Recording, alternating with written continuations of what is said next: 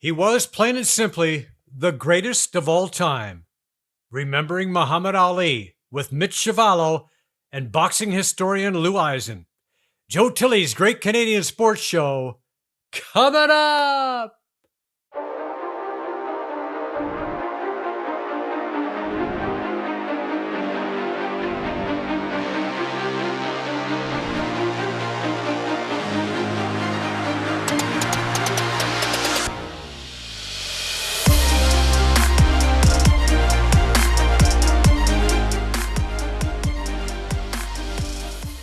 Welcome to the program. I am looking forward to this show. We are talking boxing, and let me introduce you to our guest. First of all, he was born and raised in Toronto, a longtime educator, once named Canada's High School Coach of the Year. He is son of Canadian heavyweight legend George Chuvalo. George, Canadian professional champion for 21 years, fought for the world title multiple times, never knocked down in 96 pro fights. He fought every champion: Patterson, Frazier, Foreman, Young, Muhammad Ali twice. Mitch is an all-around great guy. Our other guest today is a boxing historian who has written for Ring Magazine, Boxing Monthly, The Fight Network, Ringside Report, KO Digest, Beatboxers.com, Toronto Star. He's been on CBC, ESPN, TSN. He's on the selection committee for the International Boxing Hall of Fame. His latest book, Boxing's Greatest Controversies, Blunders, Blood Feuds, and Bad Decisions. A longtime friend of the late Angelo Dundee. Ladies and gentlemen, Lou Eisen. Guys, welcome to the program. Hi, everyone. Thank you. How's it doing? Nice to be here. Yes, All right, absolutely. so today we're going to talk about Muhammad Ali. Okay, so this is basically the sixth anniversary of his passing. Muhammad Ali from 1942 to 2016, the 1960 Olympic gold medalist. He won the heavyweight title in 1964. Of course, he was stripped of the title for being a conscientious objector, a key contributor to the U.S. civil rights movement, unable to fight for 4 years, but he came back to regain the title two more times. His record was 56-5 with 37 knockouts. Of course, three of those last four losses probably shouldn't have happened. He probably shouldn't have taken those fights, but he was ranked the greatest heavyweight champion of all time, and many people will say the greatest athlete of all time. And of course, Ali and George Chuvalo made history. First of all, Mitch, I want to bring you in here to ask you how your dad is doing. He's 84 years old now. How's George? Thank you for asking, Joe. A lot of people ask me about George's condition, as is it's public knowledge now that he suffers from acute dementia, whether that is a product of old age and boxing. Certainly, boxing is in the equation there, and what happened to him in terms of his cognitive capacity. But he's not well. He hasn't been out of bed in a couple of years. He can't move. He's almost comatose. But as I tell everyone, and I've mentioned to you before, he's safe and comfortable. And my sister and I made sure that was going to happen, that he was going to be safe and comfortable in his remaining years. And on occasion, I get a flicker of emotion out of something I say. And if, my sister or I or people close to him can visit him and get him to smile a little bit, I mean, that's about as well as we can do. We're at the stage now where he's not cognitively there, and it makes you wonder about, quality of life. But of course, George is resilient, and he's hanging in there to the end, even though the mind is not capable of, any fluidity. The body is still strong, and I grab his hand in his fist, and he's still got meat hooks, and he's still got some residual strength from all that training he did. So he's hanging in there. Hanging in there emotionally, and he's hanging in there physically. So that's the best we can hope for. Well, the truth is they just don't make him any tougher than your dad. So now you met the champion, Ali, many times. Tell us, what do you remember about those days, Mitch? Well, I met him briefly when I was young. When I'm talking about being young, I'm talking about 6, 7 years old. It would just be like flash, that's your son, George, yeah, boom, boom. After the fight, I think there was a moment in the ring where there was some recognition of me, things of that nature. But I never really had what you would call an audience with him till I was in my 30s. and Muhammad was in early stages of his decline, but he could still communicate then. And what I always took away from Muhammad, he would, uh, because I was my father's son, he would so easily welcome me into his inner circle. Like so many people were trying to get at him, and he'd have people fending them off. But when he recognized me and my father, of course, I was with my dad at the time. We were in Brockton, Massachusetts, going to a Rocky Marciano dinner, and he asked us to accompany him in his limousine to the event. Yeah, it was just like you're in the inner sanctum, like you're there and you're having an audience with maybe the most famous person in the world, and he could joke with the best of them. So we think about Muhammad being at the forefront of all kinds of civil rights movements and black athletes standing up for themselves and going against the government and fighting like the larger powers of the world that needed to be fought. And yet, on top of that, he was a real, what I would call, guy's guy. He loved joking, and some of the jokes were rather risque, I must tell you. But he loved to get a kick out of your response to a joke and showing magic tricks, which he did a lot in his later years. Yeah, he's very fun to be around. Very fun to be around. Yeah, he always asked me about my love life. Yeah, what am I doing? And I said, never as good as you, Muhammad. So yeah, he's a fun guy. Rarely talked about fighting. Always wanted to talk a little bit about the world and joke and leave you with a smile on your face, which he did in the end to a lot of people, right? So he left people with smiles on their faces, and just being around him, you knew you were in the presence of something much larger than yourself. So I took great pleasure and honor in that. Well, let's talk about that first fight with George, and so now before the first fight happens, Ali's holding a news conference, and George shows up, and he's dressed like a woman, and he's calling the champ a welterweight, and he's offering the challenge. Had they agreed to fight, and what was this washerwoman business? Well, Here we go. yeah, Go ahead, Lou. yeah. Ali named his opponents. So Liston was the big ugly bear, the big bad bear, Yeah. and and Patterson was the rabbit because the rabbit sees his own shadow like he did against Liston to get scared. And he called George the washerwoman. And correct me if I'm wrong, Mitch. Was it the fight with Mike Dijon, where Dijon Yeah, was leaning over the rope? Go ahead. that's right. That's right. That was in 1964, Right. or 63, before Muhammad had beaten Liston for the title. George fought he was a late fill-in and fought Mike Dijon in Louisville, Kentucky, Muhammad's hometown. And Muhammad obviously was there to see the fight. And you're right, George had a Dijon over the ropes, and he pummeled him, and he looked like old-fashioned washing boards, woman washing the clothes on the washing board. So he called George the washer woman, right? And the name Right. stuck.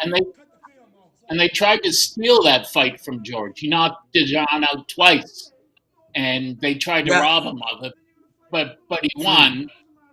And so Muhammad called him the washerwoman, and George, who could have been a stand-up, I mean, he used to call Muhammad cautious Clay, Cautious. and also cautious Clay because the way he fought.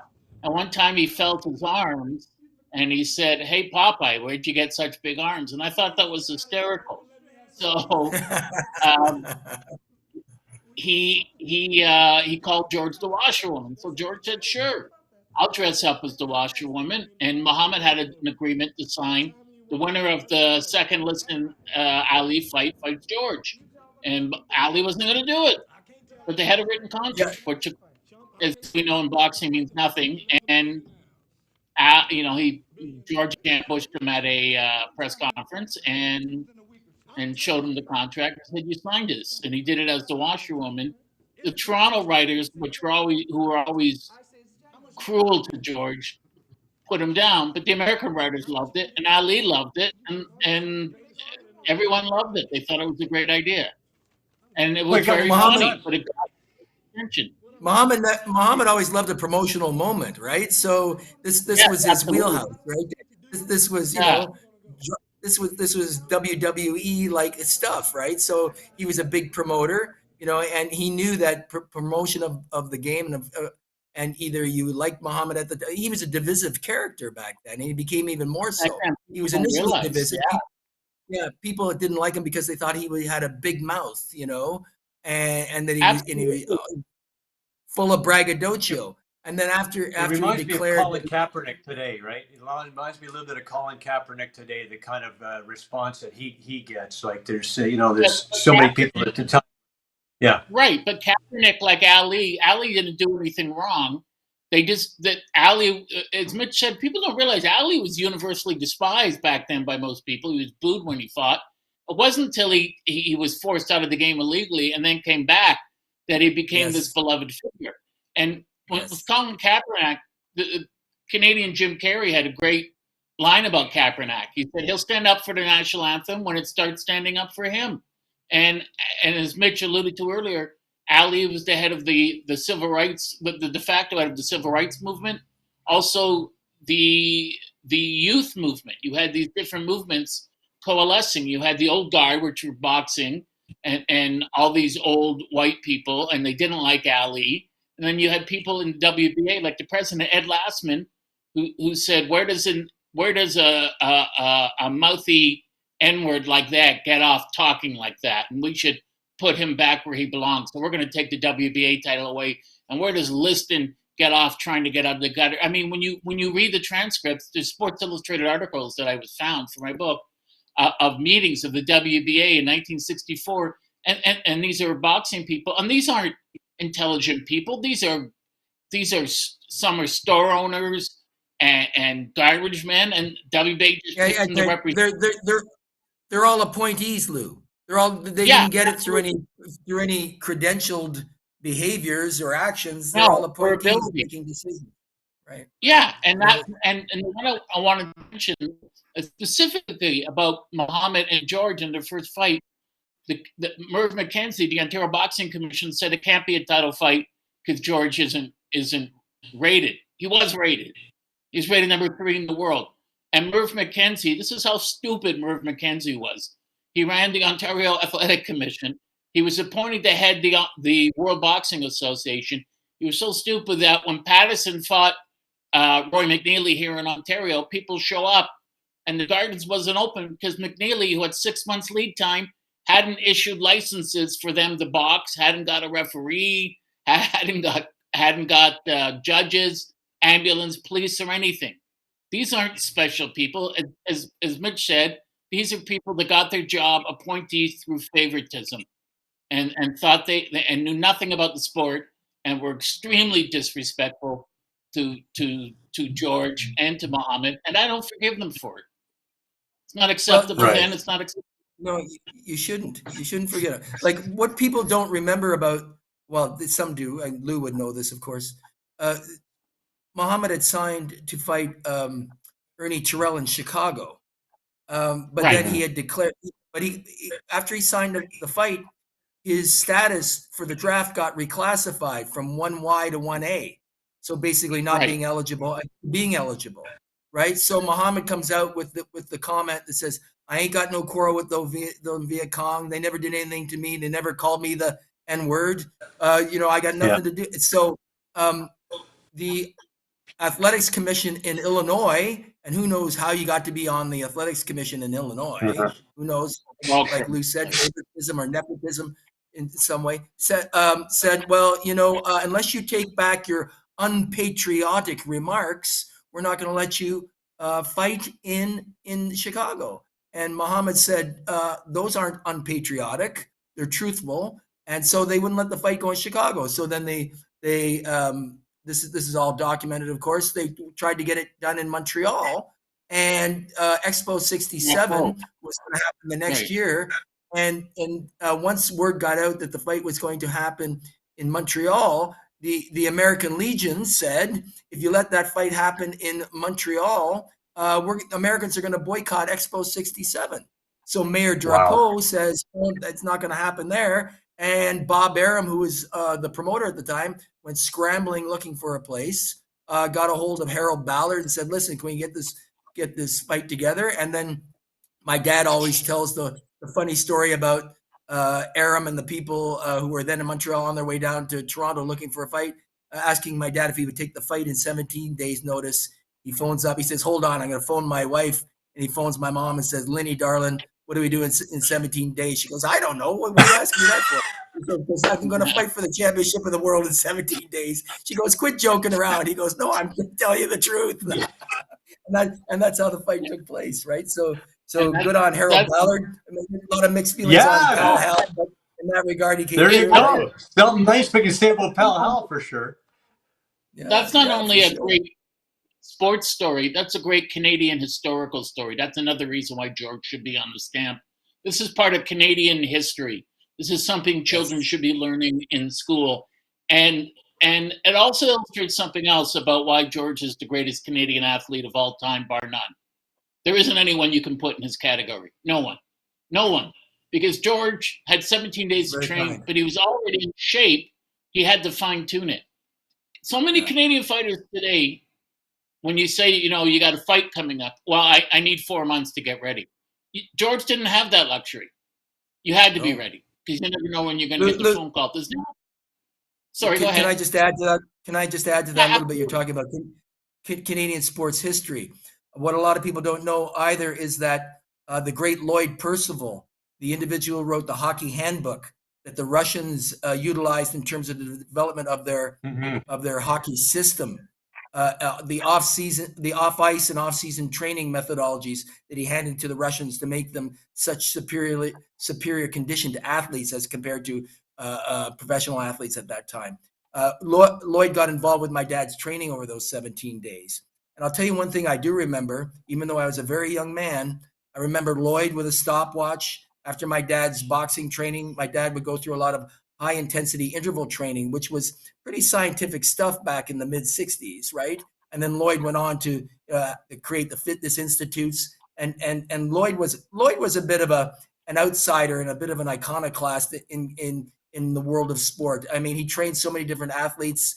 Bill Carruthers, of course, people in boxing, in track and field, in hockey, Gordie Howe too.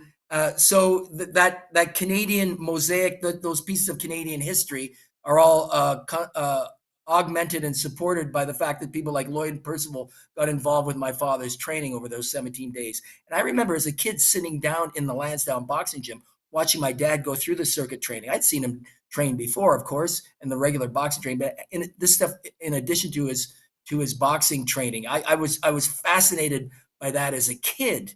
And I think sometimes to this day, it might be one of the reasons why I got involved with athletics and sports training and being a coach myself, because I was so enamored with and fascinated by what was going on in those 17 days leading up to it. So there's another piece of Canadiana I think that needs to be highlighted and talked about.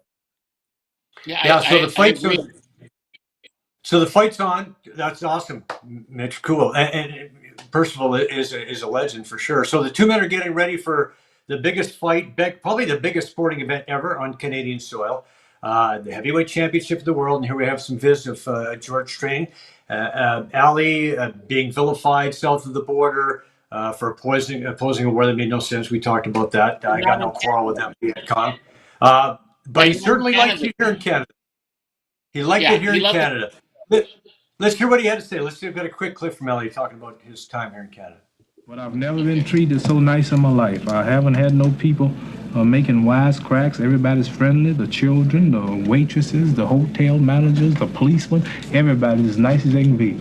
And it's a lot different from where I come from. So he talks about the difference between Canada and the U.S. right there. Yeah, people love him. You have to understand. George was George was the first person to refer to him, first well-known famous person to refer to him as Muhammad after he changed his name. Yes. And what I was going to mention was when Mitch mentioned the Chicago Commission, the buzz cut guy who ran it said, Mr. Clay. He said, my name's not Clay, it's Ali. Mr. Clay, Ali. My name is Muhammad Ali. And he said, Mr. Clay. And he said, Angelo Dundee here. His name is Angelo Morena. He legally changed it. I did the same thing, and you won't give me the same respect.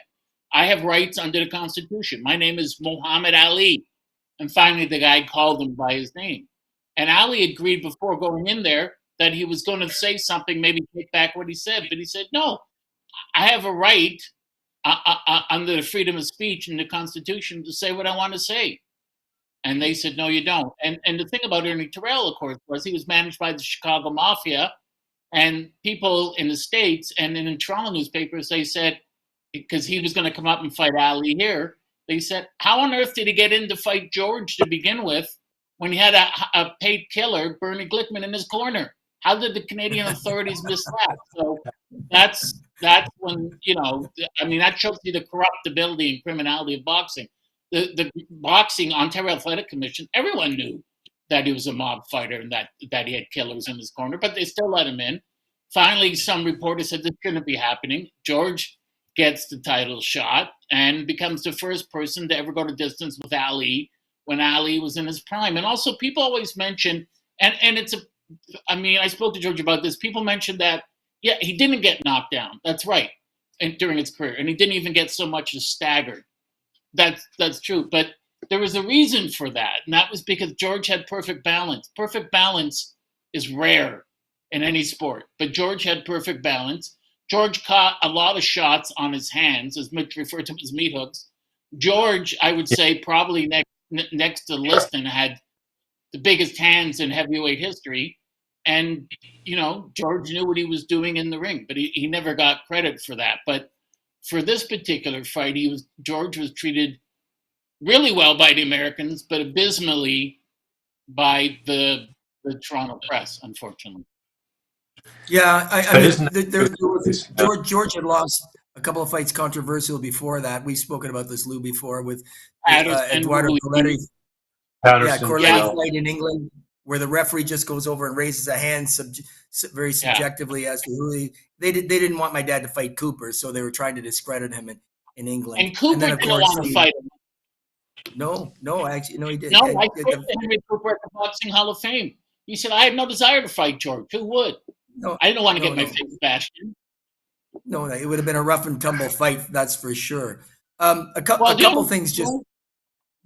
Go ahead. I was just going to say the only people that would benefit from George fighting Cooper would be the Red Cross. That would be it.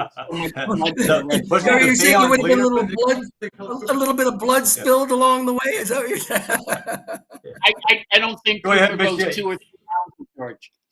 Not even. Yeah, go ahead. Finish your thought, Mitch. You're starting to. Well, a couple things with the lead up to the Ali fight. Of course, George called him Muhammad for sure, and I think it was an unspoken, but there was that sense of respect that Muhammad really, really respected George for having the courage. If the guy wants to be called Muhammad Ali, we're going to call him Muhammad Ali. My father always said he stood up to a lot of powerful people, and my father had great respect for him in that regard.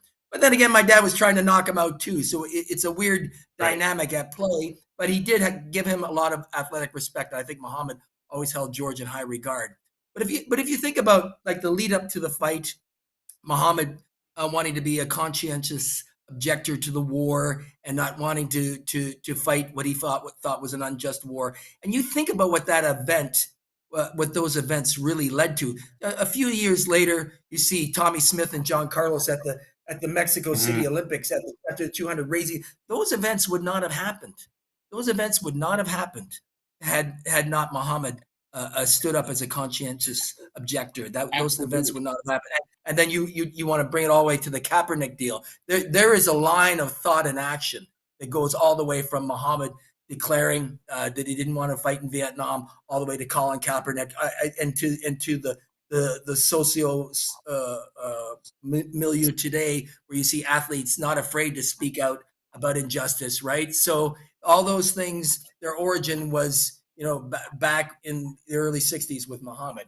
And the fight, Muhammad, in that little clip where he starts talking about how things are different in Canada, I think being in Canada and getting the vibe from people outside of the United States that his cause was just, and getting support for that and talking to people about that. I think that I will say the word emboldened. I always thought Muhammad had tremendous courage, but it just supported Empowered. and gave him feedback that, you know, he was on the right path, like he was on Yeah. the right moral path, and that the world was behind him. There might have been some people in the United States who didn't like it for obvious reasons, who thought he was being unpatriotic. You know, that he should have been like Joe Louis and just gone over to entertain the troops or whatever. But Muhammad was beyond that in terms of his scope and perspective, right? He had a bigger lens on the world. If it's an unjust war, Right. it's an unjust At the time war. he was, So, yeah, because of the era, it was so different. He was forced to have a bigger lens.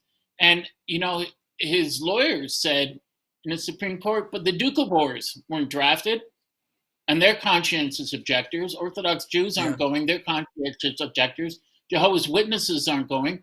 And Ali was acquitted later on. It was overturned, actually. And it was overturned because in the lower court, the government had argued that he wasn't a conscientious objector. And in the Supreme Court, they argued that the government said he was, but it didn't matter. And of course, the Supreme Court said you can't rule for and against the same point at the same time. And the lower judge in the original ruling said that he thought Muhammad was sincere. The government disagreed, and the government had to show cause why they disagreed. They never did that. So Ali his conviction was overturned by a slim margin. And as Mitch mentioned much better than I can, that, you know, Muhammad, you could see through the rest of their lives, they're good friends. They loved each other. It wasn't personal. It was business. As George said many times, you know, he's a great guy. He's a great champ, but I want to knock him out because I want to be the champ in the world and make the champion money. And a guy like George fighting. And Muhammad's jab didn't do George's brain very much good, believe me. Let's be honest. It was a good It's one. a mean business, right? Yeah, It's a mean business. Yeah. you know, George said that Muhammad's jab and its foot speed, you know, changed the paradigm of. Well, here we go. He was Here's just- visit. This is March 29th, 1966, 56 and a bit years ago. And here we go. And this is, George is holding his own throughout this fight. And anybody who watches this fight will tell you that. It was not a shutout. I think the judges had it like, they all had Ali winning, including the referee, who was one of the judges at the time. But George definitely had his moments. And you talked about Ali coming here being empowered because there was support for him and empowering a lot of people as a result of what happened between what Ali was able to do. He empowered a lot of people. And, you mentioned the 68 Mexican deal. Go ahead. Right. Yeah. I want to mention something. When George came down to the set of Cinderella Man when I was on it, and Angelo said to him, they were talking, and Angelo said, George, I never understood this. For the first four, you won the first 4 rounds. You took Ali's jab away. That was a smart move. Why didn't you stop doing that? Why didn't you stop out jabbing him? And George said, it wasn't a conscious decision. I got into the flow of the fight. Muhammad was changing what he was doing, so I started to change what I was doing. I didn't deliberately stop jabbing him, but George was taking his jab away. You know, there's so many ebbs and flows in a fight. But George, sorry, Lou. When you look at Muhammad's career, everybody talks about, the irresistible force and the immovable object, the guy who jabs and moves well versus the aggressive fighter coming on like George is, or Joe Frazier, or any of those people who fought Muhammad where they pressured Muhammad. But I think the people who gave Muhammad the most trouble over his career were the people who jabbed effectively, like Kenny Norton with his up jab gave him a tremendous amount of trouble. Jimmy Young gave him a lot of trouble because if you out jab the jabber, you take away their main weapon. But if you try to hook against the jabber, you give him that split second where he can react with the jab and then reposition himself. So it's kind of, in retrospect, George should have jabbed more for sure. And in the second Ali fight, George was jabbing beautifully in the first couple of rounds, and then he stops doing it. It's kind of like he went into, okay, I got to get into my aggressive mode now. And if he'd stayed like that, it might have been a different fight. Even as you said at the International Boxing Hall of Fame, Angelo said your dad should have jabbed way more. He had a good jab that he never utilized, right? But of course, you got to go. You're fighting the world's maybe the greatest jabber of all time. What are you going to try to out jab him? Yeah, that's actually, even though it's an unorthodox strategy, it might have been the thing to do. Right, because everything comes off the jab in boxing. And, it was interesting. When Ali beat Liston, Angelo said the thing about Liston was he had that huge thudding jab. So he said to Ali's surrounding jab, take the jab away from Liston, and then you're going to confuse him. And Norton did that the first fight. He had Eddie Futch in his corner, and they took Ali's jab, and Ali was sort of befuddled because Norton was such an awkward, herky-jerky fighter. Whereas with George and Muhammad, I mean, Muhammad's not going to be able to hurt him. It's the speed's at the factor. But like Angelo said, and we were saying, George sweeps the first 4 rounds in the Toronto fight because he's taken Muhammad's jab away. And that's another reason why after, so many people call George in boxing from all over the world, fighters, managers. How do I fight this guy? Because George was a smart guy. This is how you fight this guy. George knew it in his mind. And by the way, I was going to mention, George said to me, Ali's speed was the paradigm shift. What other athlete in any profession could use the word paradigm and know what it means? There are no other athletes like that. George said, there's no paradigm for that. Yeah. George said that Vietnam War was based on the failed domino theory that if one Asian country goes communist, all Asian countries go communist. And it wasn't true. And George said that to me, and I thought, I didn't even learn that in university, and I took American history. And they didn't tell me that, and George knew that. I mean, this is a well-educated man. George would have been a champion. Not he's champion in boxing, but he would have been a champion in anything he did. He had the brain power to do it. Yeah. So when George retired from boxing and he was training fighters, people used to say, well, how could George be like a good trainer, right? I was always irked by that because what George was essentially was a self-taught guy. So when you fight over 90 professional fights, 93, you learn something over that. And George had to learn. He had to learn on his feet, like in the ring. That's why he fought some. The tragedy of George's career is that when he finally settled on a style that really worked for him, he was physically over the hill, right? So in 72, I'd say from, let's say 69 to 72, George was at the peak of his tactical know-how and fought very well for his physical body type and his skill set. But he was over the hill physically a little bit, right? If he had 5 or 6 years, if he would have been fighting like you'll see a noted difference when he fights, let's say, Doug Jones in 64 and then and Patterson in 65, that when he fights Cleveland Williams and Muhammad in 71 and 72. Like there's a huge difference in styles, right? George is bobbing and weaving more. He's jabbing as he's coming in instead of just holding his hands up. Yeah, much different style. So he learned on his own, and he could pass that knowledge on to other fighters, right? So, what does George so wrong. As you know, as an educator, it's a skill to be able to pass the knowledge you have. A lot of people have it, they can't pass it on. You could do it. Yes. Your father was a great trainer simply because he had more brains than anyone else. He was the smartest guy in the room. He just and experience. Brains and experience. Yeah. Experience helps. And I always thought, if he had hooked up with Charlie Goldman in the early 60s, who adored George and was showing him different things, I always wished Charlie Goldman had taken over, but then George would have had to move to New York. And if he had Charlie Goldman, I don't think he could have stopped George, because Goldman was the one who turned Rocky Marciano, who came along at the right time. He was a great fighter, but George in the ring was much more talented, I think, anyways, and a very smart man in and out of the ring. And he put those smarts. I mean, he made Johnny Tapia into Johnny Tapia, and he turned a lot of guys. He took Razor Ruddock from being a club fighter into being a really good fighter. Sure. He took a guy who was just very tough, but no skills at all, really, until George got on Jimmy Gradson. He became one of the Right. most legendary club fighters in Toronto, right? And was on the verge of something until his undisciplined lifestyle caught up with him. But there are numerous other guys George worked with, like Donnie Poole in Toronto, Yeah. Roddy Remo McDonald. DiCarlo. Yeah, Remo DiCarlo, of course. Remo, great kid. Absolutely, for Well, sure. There's lots of people. Remo said George won his fights because he was fighting, I think, Cousin and in Montreal. In Montreal. And he Yeah. yeah, Very and good, Remo son.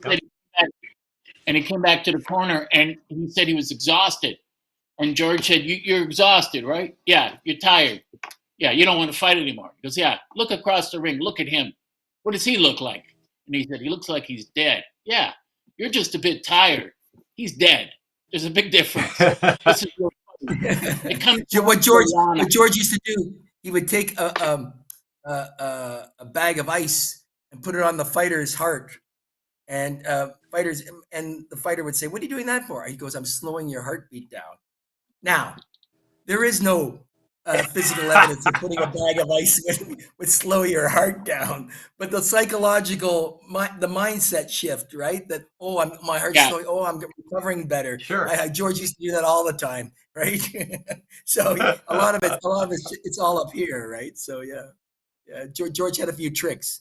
One of the tricks that I always found interesting from Teddy McQuarter, George's trainer, is before the last round of a fight, and I believe this happened in the first Ali fight too, he would have a double shot of blackberry brandy before the last round. And I always thought that to be kind of like an old school trick. Now, whether or not a double shot of blackberry brandy a minute before the last round of a very difficult fight makes you fight any better, who knows? It probably makes you think you fight better. Yeah. And it probably makes for a great post-fight interview, but I don't know if it does much for you during the fight. I don't know. Right. I don't know. Yeah. So yeah, a lot of these things are psychological as much as physical in terms of what trainers employ in between rounds. Well, right? and I think when you talked about Teddy McQuarter, and it's like I think part of it was George's loyalty too is kept him from seeking outside help. I remember one time they did bring Marciano into Toronto to talk to George and help out with the training and stuff like that. But I don't know if it was just more of a showmanship thing or whatever. I don't know what it was. Marciano, all Marciano cared about was the money. Angelo Dundee told me that when Marciano went out, and he loved Marciano, but when he went out for dinner, when the check came, Marciano's arm visibly shrank 6 inches. So, pterodactyl arms, deep pockets and pterodactyl arms. Yeah. Marciano was there to make cash, and I don't think there was anything he could really tell George that was going to help George, because Marciano never fought anyone the way George had. This was a new breed of much bigger men and much more skilled and much younger men. To me, my favorite two fights with George, the Doug Jones fight, because the media here and Irv Ungerman said he can't beat Doug Jones. And George knew. He said, I'm going to butcher this guy. Are you kidding me? And he went out there and he pitched a shutout. He won every single round and then stopped him. And you don't give Doug Jones a single round. He ended Jones's career as a heavyweight. And I think George could have taken him out earlier, but he was so angry at how he'd been treated, he just said, no, I'm going to stay and punish this guy. I want the world and I want Ungerman to know this guy doesn't belong in the ring. So in 64, in 64, George was more of a stand-up fighter. He wasn't in a crouch and aggressive. He was more stand-up and one-twoing. And he actually, I think, had a reach advantage on Doug Jones, which was unusual for most of the guys he fought. So yeah, that George was confident going into that fight. Lou, I just want to make mention of the Marciano thing. You were talking about Marciano's famous short arms when it came to paying anything. That might have been the contributing factor to his demise. In fact, I knew it was, because what happened was he was paid to go to a dinner. We know he died in a plane crash. And what happened was he had a first-class ticket to some boxing dinner, but he cashed that in and kept the cash. and got his buddy to come in a small airplane to pick him up, right? And then the airplane crashed on the way home. So people speculate there's a box somewhere buried in the New England hills with about $2 million of, you know, 1950s cash in it somewhere that Marciano has stored. Right, they never found it. No one's found it yet, but it's out there apparently. Yeah, it is out there. And there's a story Marv Elkin told me. We all know Marvin. Marv told me a story once that when Rocky was here, they had a nice dinner for him, and they treated him to everything, and they got him a lady of the evening who was up in the room, and he goes up there with the lady of the evening. He spends the night with her, and later on, the people that arranged it said to this lady of the evening, "How was he?" And they said he was a perfect gentleman, except he had to borrow $50 for the cab to the airport this morning from him.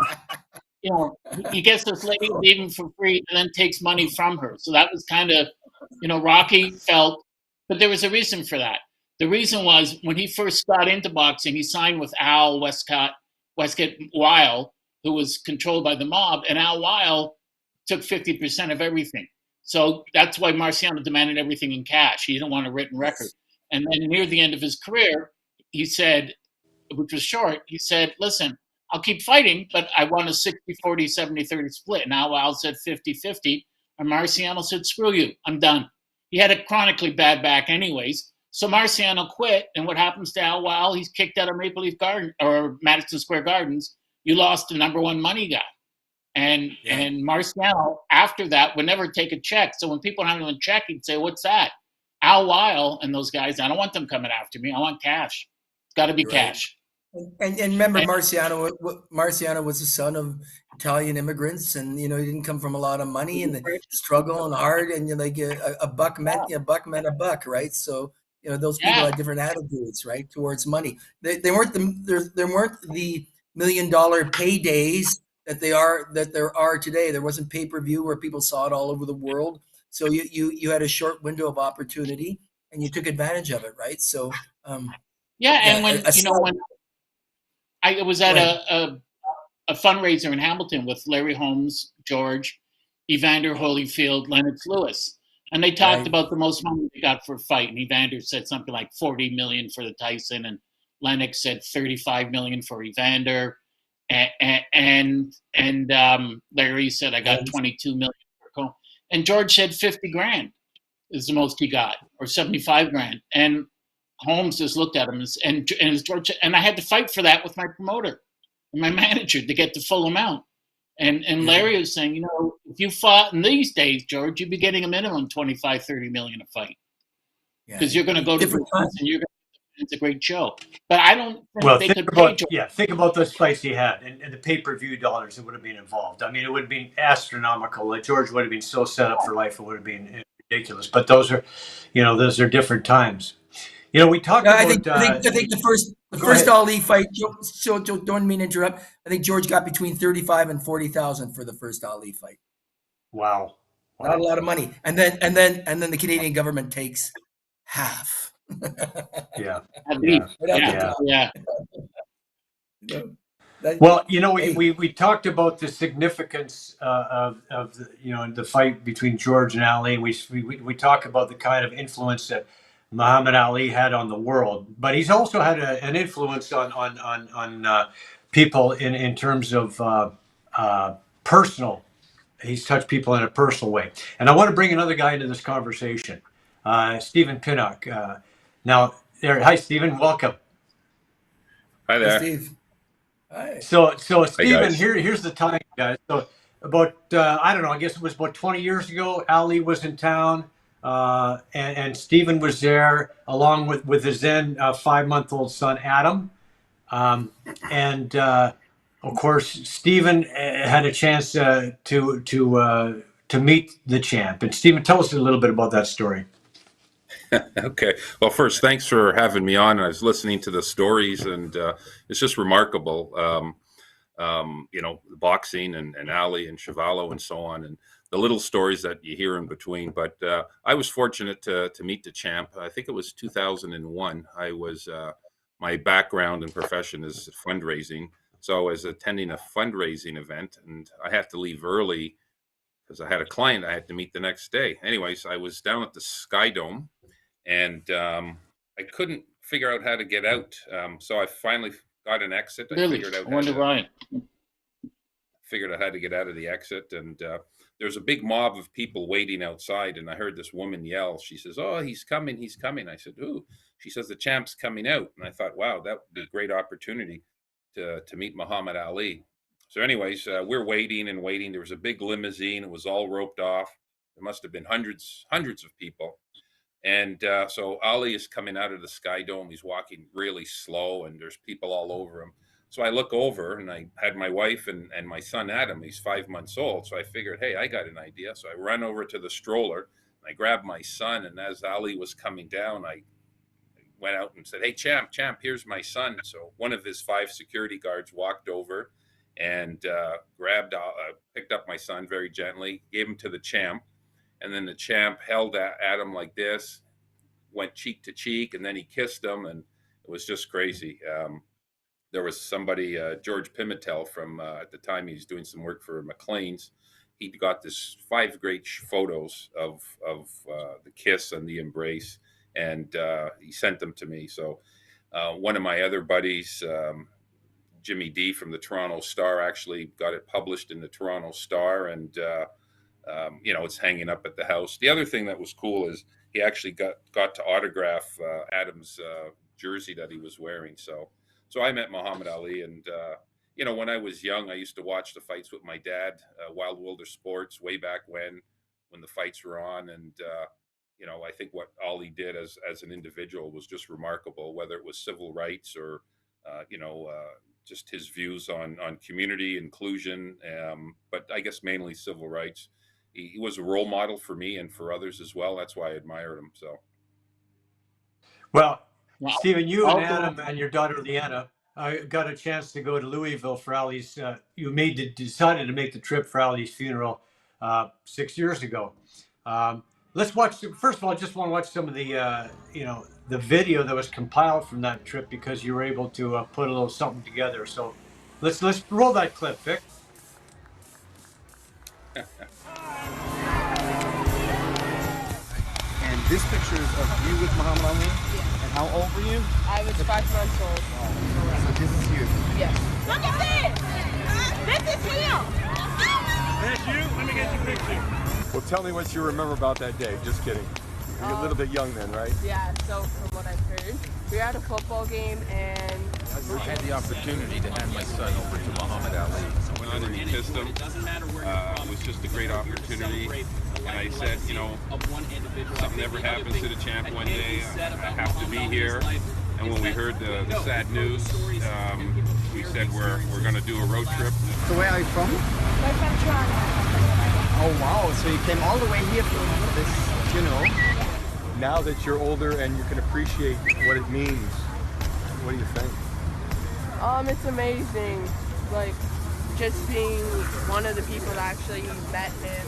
He always didn't want to be special and noticed as the most greatest person in the world. He wanted everyone to be treated equally and not. I used to watch all his fights with my dad, and the history, the civil rights, the activism and so on. All that's important. So, it's good that my kids can see that. Great video. Such a cool Fantastic story. video. Go ahead. Yeah, go ahead. Go ahead. Weigh in, Lou. What were you going to say? Well, I just want to say, what Stephen said is correct. It's not just civil rights in the United States. It's all over the world. Ali affected the entire world. They said, Ali is the most famous person on the planet, as Mitch said earlier. And they once said that Ali could walk into any house in any country on earth and they would invite him in for dinner. People don't know that in 64, after he won the title, he went to South Africa. He tried to visit Nelson Mandela in Robben prison. And Mandela, who had to live under that vicious, evil, racist government, they wouldn't let Ali in. But he met Ali, 40 years later, and Ali was and Mandela were at some get-together, I think in Hollywood, and Mandela's getting tired and bored. He's old, and he's starting to sag physically, and all of a sudden he stands up straight, his eyes light up, because who's 20 feet from him? Muhammad, and he just starts to cry.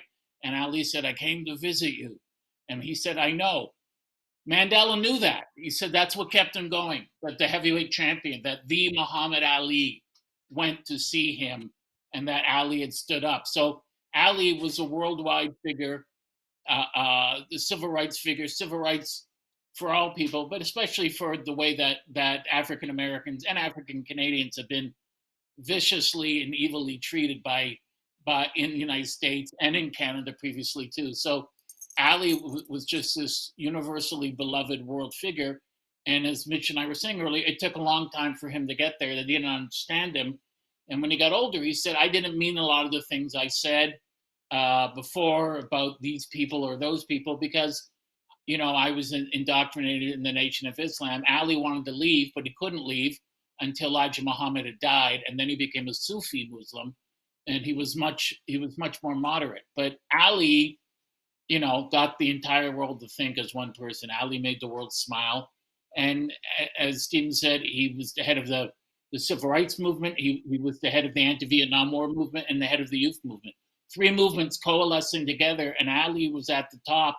And he showed more courage and more guts than anyone else out there in standing up to the American government. And as his biographer Thomas Hauser said, in the ring, one thing they never mentioned was Ali was one tough son of a bitch. One of the greatest chins of all time, as well as the greatest prize fighter that ever lived, and athlete. Yeah, it was tremendous. A lot of physical skills in the ring. Everybody talks about how fluid and fast he was, but you're darn right, Lou. He was tough in every facet of his life, not only in the ring, but outside the ring too, and that showed in when you look back on his life, how tough he actually was, right? Mentally, as mentally tough as any athlete you'll ever meet, for sure. Yeah. And people were terrified to listen. Muhammad or Angelo told me guys wouldn't get out of the dressing room to fight Liston. One guy defecated himself just before the fight and had to leave. Wow. So here's Ali, and Liston was a thug. He was built. Angelo called him a coke machine with arms, and here's Ali talking to him. And after a while, you know, he's beating him. He's beating him with speed.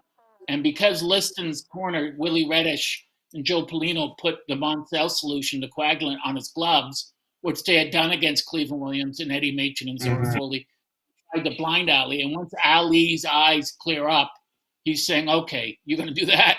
Now it's on. And bang, he said, here comes 5 left jabs, and hits him. Here comes a straight right hand, and he's pounding Liston. I mean, he really wants to beat him up now because of the cheating. And people say, well, you know, the fight was fixed. Well, if the fight was fixed, why would Liston's corner cheat? Liston did not want to give up the world heavyweight title, but it was hubris that took him down because everyone said, you know, Ali can't fight, he can't punch, he can't do this, he can't do that. And they had lied to Liston. They had lied to him because Ali, when he went to the center of the ring, wasn't just this Olympic champion now.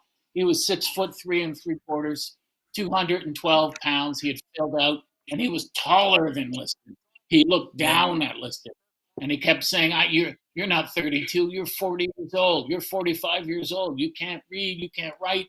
I'm going to whoop you. You got nothing. You don't hit hard." And you see in the first couple of rounds, Liston can't lay a glove on him. And Jerry Eisenberg of the Newark Star-Ledger told me this. The next day after the fight, when Liston said his shoulder was out and they showed x-rays, Eisenberg went and did a study. Those weren't even x-rays of Liston's shoulder. It was someone else. It was a complete lie. His shoulder, nothing wrong with it. He just quit because he thought, this kid's going to knock me out.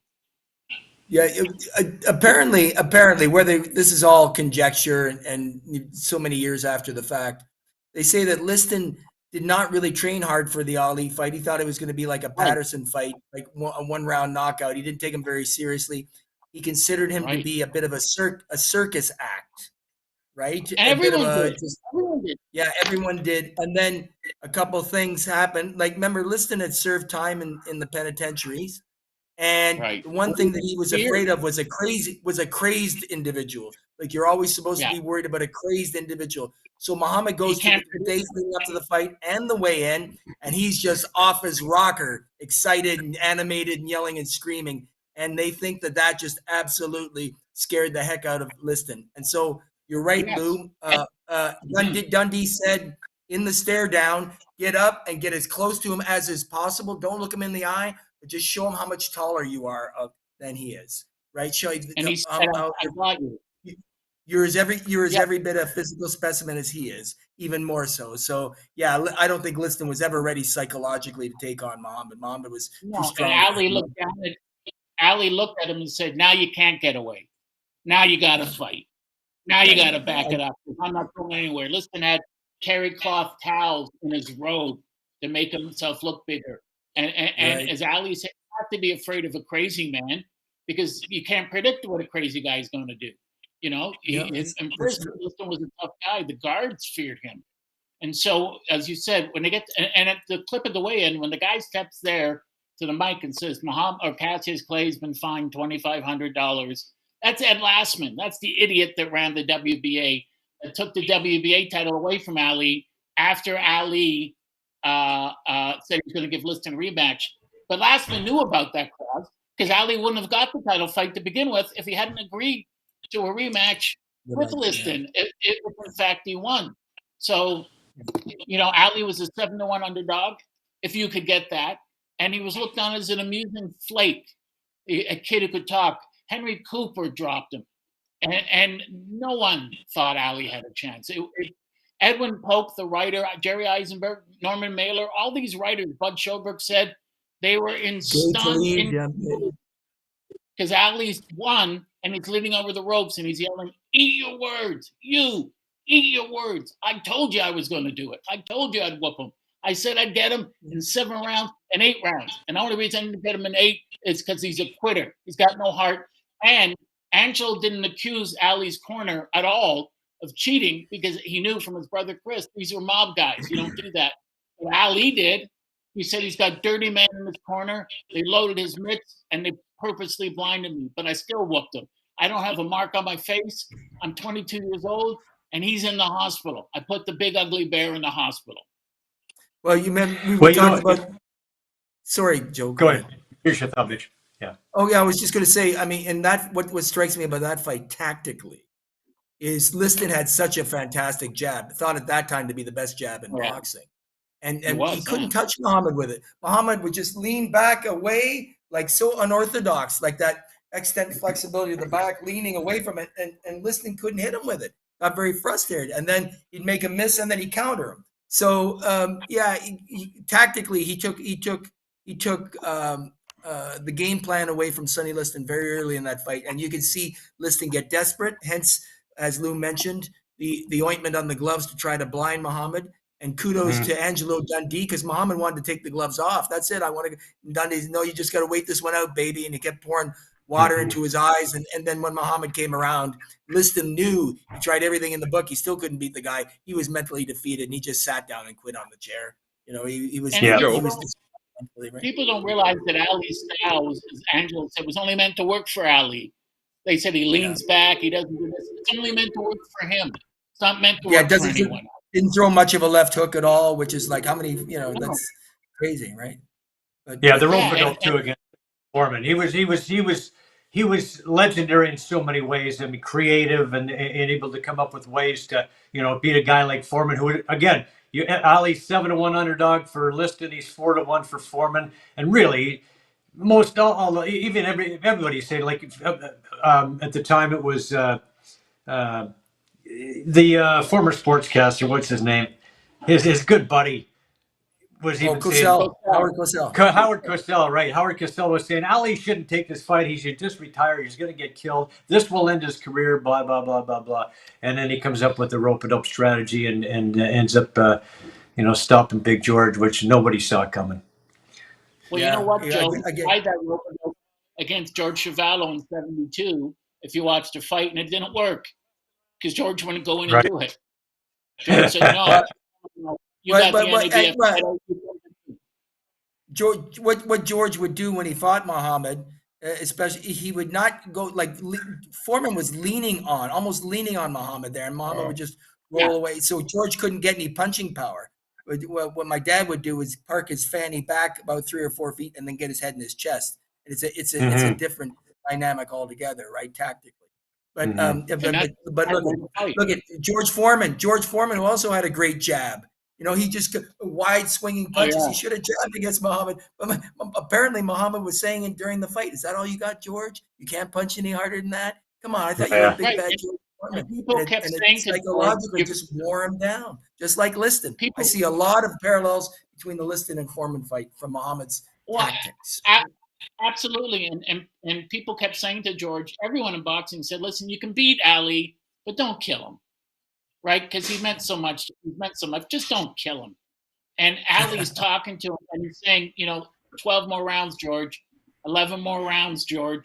And George just was intent on going on there and killing him. And as Ali said, he's the new Liston. He used to spar with Liston, So he said, 10 years to the day, I go out of boxing the same way I came in, beating some big, bad, ugly monster that no one said I could beat. He outthought him.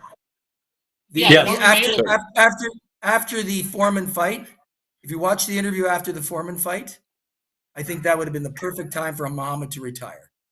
Because he tells his origin story. Right. He tells his origin But he did. But before guys, sorry, we have to wrap this up. Sorry, guys, sorry, I gotta let Stephen go because Stephen's. I just want to say, like, Stephen and I are connected in another way.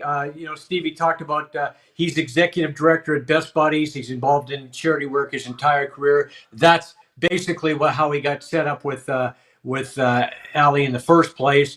That would happen, that chance meeting, it turned out to be quite a story. He ended up meeting Jesse Jackson, Lennox Lewis, all kinds of things in addition to Ali, of course. And you and I are connected in another way. We're both involved with Hospice Durham, Hospice Clarington. Let's talk about where Hospice Clarington is right now, Stephen. Well, it's trying to complete a very successful fundraising campaign.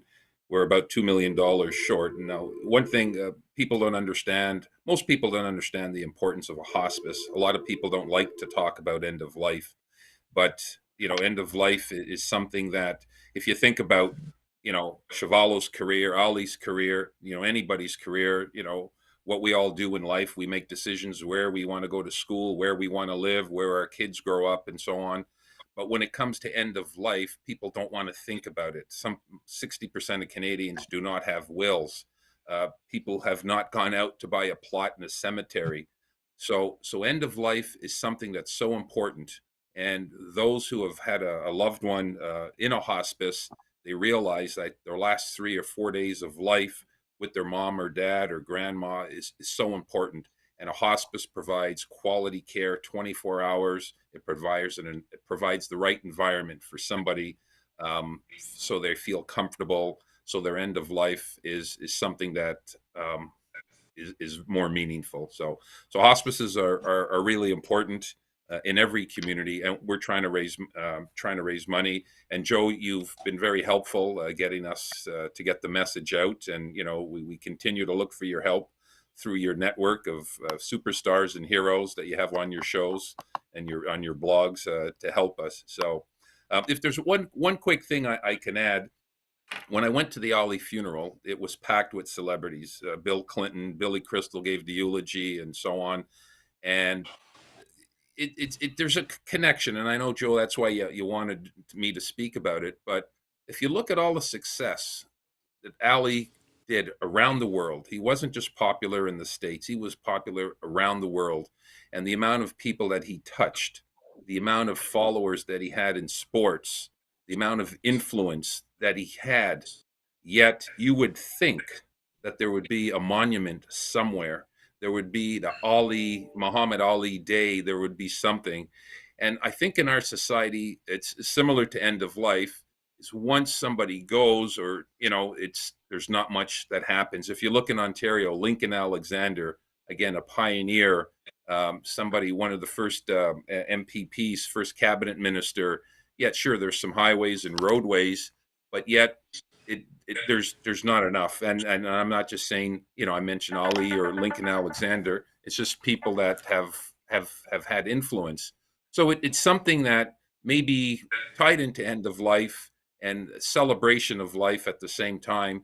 But again, if you think that, if Ali wanted to run for king of the world or whatever, everyone would say yes. Yet there's not much. I know down in Louisville, there is an Ali Center, and I've been in contact with some of those individuals. In fact, they invited me to a fundraiser a couple of years ago down in Palm Beach, and I said, sure, I'll come down. And I went, and I didn't realize this guy, Jeff Green, he was the movie The Big Short. So he was the individual who made, like, I don't know, like $8 billion or something in that movie. So his estate was where we had the party, and it was right next to the former president's big mansion down there in Mar-a-Lago.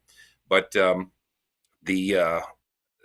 they're trying to get fundraising. They're trying to keep his name alive, and the success and the activism and all the other things that were important, not just winning the fights. So anyways, I just thought I would throw that in. As we think about all of all the athletes' success, it's good to try to remember them. So that's why I think, Joe, your show today is very good, and I'm glad that you had me on, and I'm glad I got to listen to some of the other stories as well. Yeah, thanks, Stephen. Thank you for being here. I think that tied it up really nicely. It's like, we need to remember this, and certainly I'm going to remember it. And every year I'll think, what we'll do is we'll have a little Muhammad Ali section here for on the anniversary of his passing. So, listen, Stephen, thanks for joining us today. Mitch, Lou, Thank you, any guys. closing thoughts before you head out, Lou? Well, I think it's what everyone said. I think what Stephen just said was great. That Ali was very much, in a sense, a world figure. I still haven't personally processed losing him in 2016. I got the call from Jim Dundee, who had spoken with Lonnie, and I was really upset. Mind you, I sort of gave Muhammad a complex because every time I met him, I was in tears because I couldn't believe I was meeting him. So first in 73 when Clyde Gray fought Angelo Fighter Napoles. But Ali, to me, means love. And Stephen's right, there should be a statue to him. And there should be some sort of recognition either from the United Nations or universal recognition maybe of a Muhammad Ali Day. But he's done so much for the world. He truly loved everybody. And he's one of the most beloved figures, of the 20th century, of any century. And Ali lives. He's still ever present with us. And I still hear his voice, and I still think of all the great things he said and try to run my life according to what he said. Well said, Lou. Mitch? Steve, I just want to say to you, your work with the hospice and giving people dignity in their last couple of days is critically important to, a life well lived. So good on you, brother. That's very honorable of you. Thank you. Muhammad, there's so much still to learn about Muhammad, isn't there? That's the fabulous thing. There are so many more stories to be told, so many more backstories to be deconstructed, and I love to hear the way people have been affected and moved by his achievements and his presence. Getting an opportunity to meet him, I know when I had an opportunity to meet him and have a bit of a discussion with him, it was meaningful for me, even though he and my dad tried to physically hurt each other. George always said, the boxing ring is a strange way to make friends, but you do make friends. And I feel kind of connected to that dynamic because, of course, I wanted my father to win, but I also know he's fighting one of the greatest athletes, if not the greatest athlete of all times. And that will always leave an impression on me as a young person and throughout the whole of my life. So I was very fortunate to be connected in some small way with his life. And I know my dad feels that way too. So thanks, Joe, for having me on to recollect all these things. Listen, gentlemen, this has been fantastic. I really enjoyed this. And thank you all for being here today to take the time to join us. And good luck with Clarington Hospice. Stephen will stick around with that on that board and see what we can do for. I know the municipality of Clarington just kicked in another $200,000. So we're getting there. Wow, we're getting there. Well, good stuff. Yeah. It's awesome. Hey, hey, Joe, you gotta have me and Lou on more often. He's gonna get 200,000 for the cause. Good job, Lou. It's all you, Mitch. It's all you. All right, thanks, guys. All right, more sports when we come back. More Joe Tilley's Great Canadian Sports Show coming up after the break.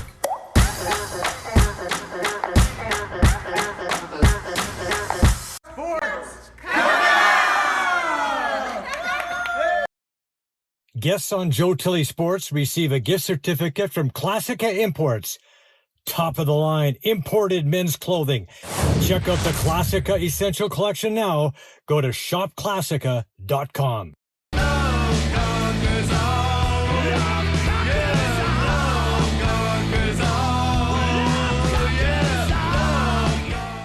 Hey, this is Tommy Graisley, aka Tommy Gunn. I love two things, music and sports. And when I want sports, I go to the Joe Tilley Show. He gives me everything I want. It's a great show. Check it out for yourself. Joe Tilley Sports, coming up. Good night. Addiction Rehab Toronto, Toronto's #1 alcohol and drug treatment center, saving lives, reuniting families. The only treatment center in the province to offer medical detox, treatment, sober living, and lifetime aftercare all in one place. Our unique and specialized programs are designed to equip our clients with the tools to successfully lead a life of dignity, respect, and purpose. Let us help save your life or your loved one's life. Call today for more information or to facilitate an intervention. 1-855-787-2424 or visit addictionrehabtoronto.ca. Joe Tilley Sports is brought to you by COSA, Central Ontario Standardbred Association, providing a united voice for harness horse people racing at Ontario tracks. Check out your benefits today at COSAonline.com and check out COSA TV on Facebook and YouTube for all the latest harness news and live action updates. Live racing year-round. Go to hpibet.com for all your wagering options. Become a member today, and your first bet is free. That's hpibet.com.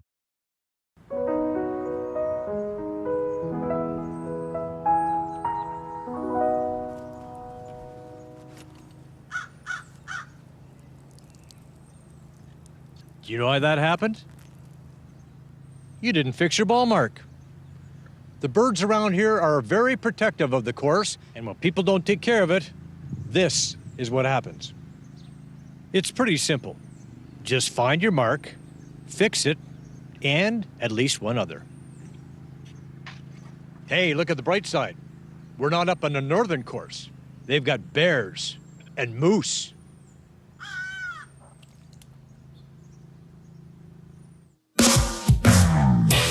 Visit moregolf.ca today. You'll find everything a golfer could need, from balls, gloves, and clubs to custom fitting opportunities and training gear.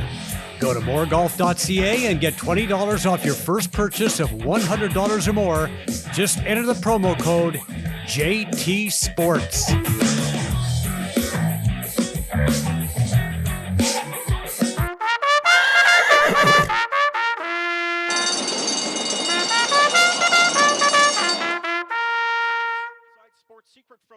My Coast to Swiss pick of the week. Last week I went to Mohawk for Saturday night's $122,000 SBOA final for 3-year-old colt pacers.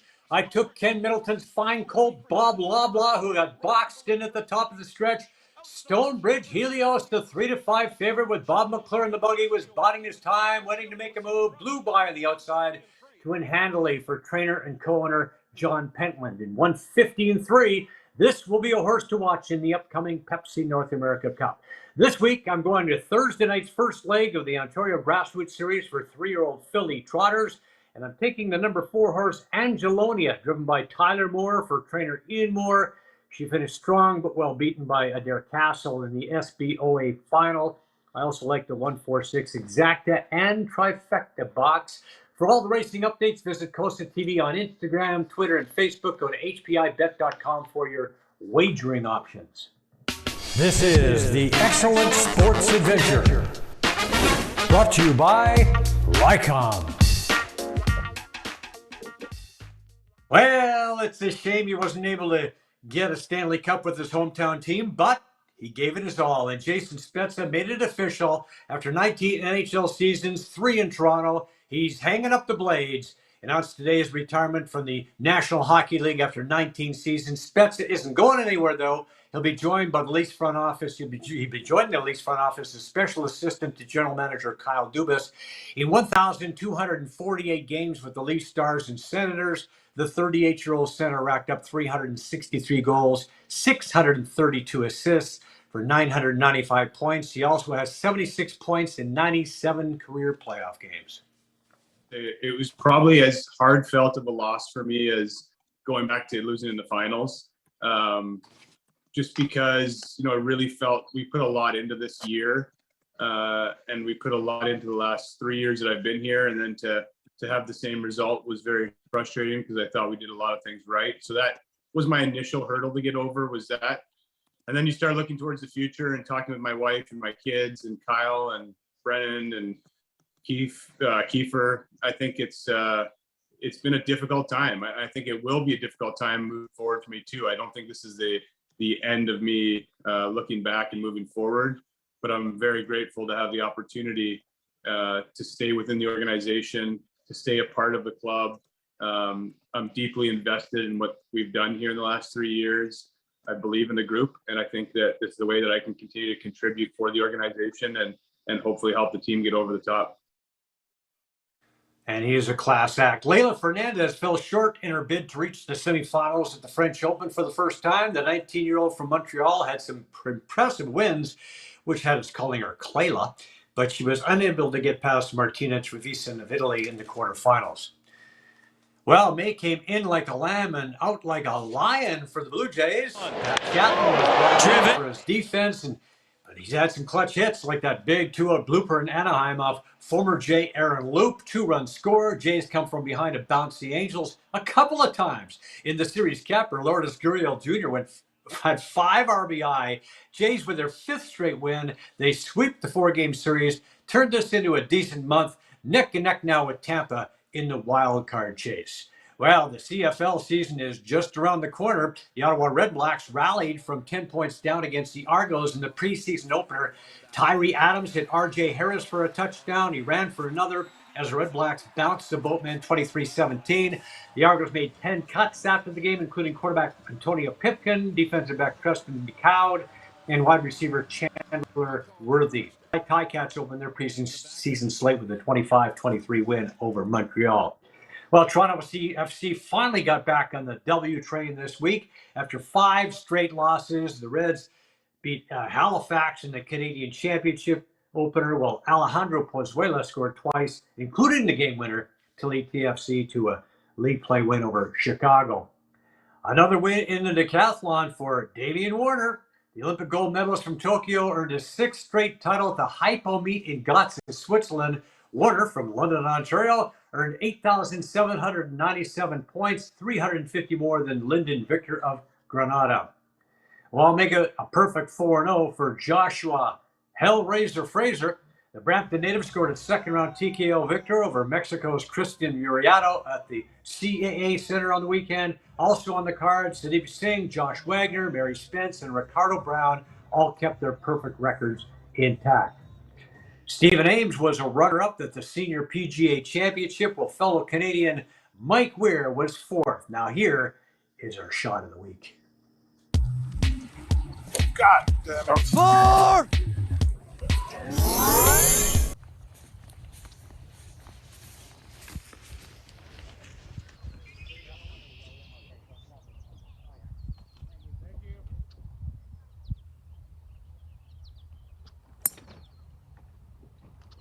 That's Barb Otani, former school teacher from Toronto, sticking it on the green. She'll be putting for birdie. She's a dancing queen. God damn it. 4!